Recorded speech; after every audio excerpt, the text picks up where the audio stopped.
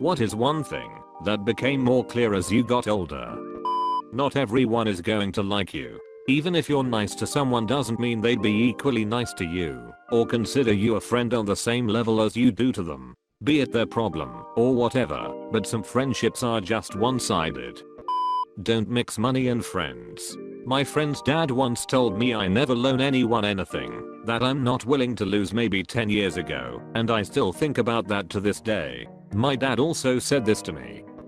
Some of the most corny sounding stuff is true. Cliche advice is cliche for a reason. It's stood the test of time. If you duck a couch and come inside of it, don't brag about it. Most people have no ducking clue what they are talking about, myself included. Fake it till you make it really just means fake it till you learned how to pretend you know what you're doing. My entire professional life summed up into one sentence. Daily exercise, even walking, is so important to your health and longevity. It is more effective than antidepressants. Specifically, you should walk/run/bike under natural sunlight. This isn't just hippie nonsense. The research backs it up. Whilst exercise is important to mental health, I recommend not stopping any medication until having a conversation with your doctor. You should treat your mental health as you would any other part of your body. Not just one thing makes you better, it's a collection of positive reinforcing habits. Not just one. People don't care about you as much as you think they do. As in, you may think everyone is watching you and will notice if you do something embarrassing, but they are either thinking the same thing about themselves or simply don't give a crap.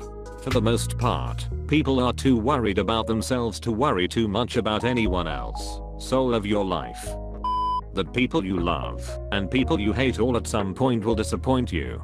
Life isn't black and white, but I've learned it's easy to roll with it and forgive them and keep going than it is to hold on to grudges. You don't have to have them in your life anymore. But once I realized people did these things because of their own inabilities and shortcomings, and not because of me, it feels very liberating. That's wise. I agree that we should all take the hurtful feelings from other people into just trying, understanding or forgiveness. Not saying that then we can be the greater one, but at least we can go on and live our life without this blaming ourselves kind of guilt. I'm still working on it, and your words echo. Your perception of the value of time changes as you get older. Yes, I would rather have more time off than more money. You cannot get time back. $5,000 is not a lot of money to have, but so much money to owe. Money came up, and I made the mistake of saying I had $20,000 in my checking account. My friend gasped. We are both around 40. She thought it was a lot of money. I tried explaining. To no avail, that $20,000 is a lot of spend in a store, but you can't do much with it. It isn't buying even a small fraction of a house, maybe a used car. It definitely doesn't change your lifestyle. At most, it's a good emergency buffer to have, especially as time goes on, and I don't have anyone else to rely on. Spending time with family and friends is important. It's hard for me though. They pretty much rejected and left me when I was young, and now they wanna act all buddy-buddy. I understand that those things happen for reasons outside my control and that I should forgive and forget, but for some reason I still find it very hard to answer the phone when they call. Even worse at family events I'm forced to go to, and I'm the only one in a separate room just sitting by myself on my phone all night. Don't worry buddy, you're definitely not alone on this one. That cutting out toxic people from your life is hard but necessary. Same thing goes for what you allow into your life and to take up mental space. Not only people, but a form of media, or activity, or habit, etc. If it doesn't make you happy, get rid of it. Getting mad while driving isn't worth it. So true. When you see another person about to combust with road rage, you notice how pathetic they look. That your days are truly numbered. Let me add on to this. Last night, a 20-year-old Disney star died in his sleep. I'd say he was successful and had a lot going for him. However, death can and will happen to anyone. It doesn't discriminate. If you want to have friends, you need to be one. Oh man, I know a few people like this. Always complaining that they never stay in touch with people. Always complaining that they never talk to our once mutual friends anymore, though I'm still in contact with them. They don't really want to accept it when I ask if they've tried to reach out. I stay in touch with people because I take the time to call or message or write to them occasionally. You can't just sit around and expect everybody to go out of their way to stay friends with you when you make zero effort to even send them a text to say hi. For some of them, it's now me as well. I stopped going out of my way to message them and set up stuff. Literally never heard from them again. I keep getting older, but I've been done growing up for about 10 years now. I'm 36, but still feel like 26. You have to keep your body in shape though. I have a theory of why old people can be so grumpy or angry. They feel young in their minds, but their bodies are falling apart. I'd be pissed too. I'm 55, and it's weird. I do feel young in my mind, but like you said, stuff stops working as the warranty on your body expires, or there's random aches and pains. Big cognitive dissonance between how I feel in my mind and what I see when I look in the mirror. That's one of the great ironies of life. Why taking good care of your teeth is important. Thanks, gonna brush my teeth now. Get to work, soldier. If you mess your relationship with your parents, it's gonna mess with your peace of mind deep down.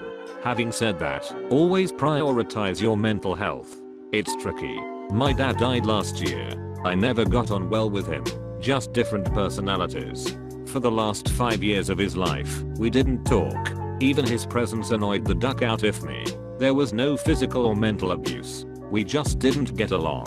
When he died, someone told me not speaking to him would be one of the greatest regrets of my life.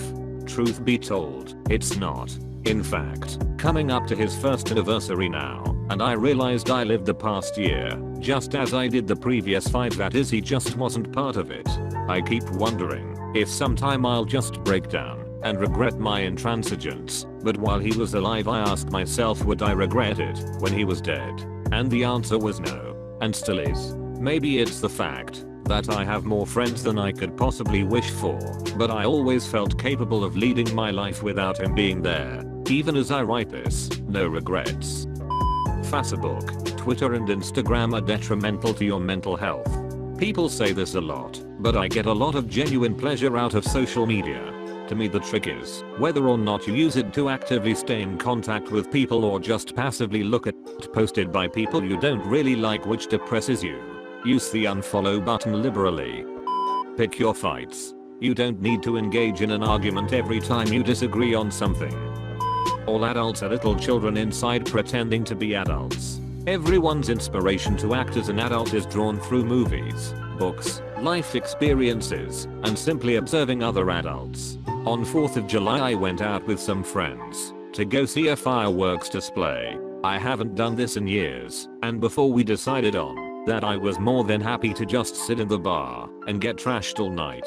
I did not get trashed. Instead I turned into a giddy 5-year-old watching things explode. Adulthood is one giant act we all put on.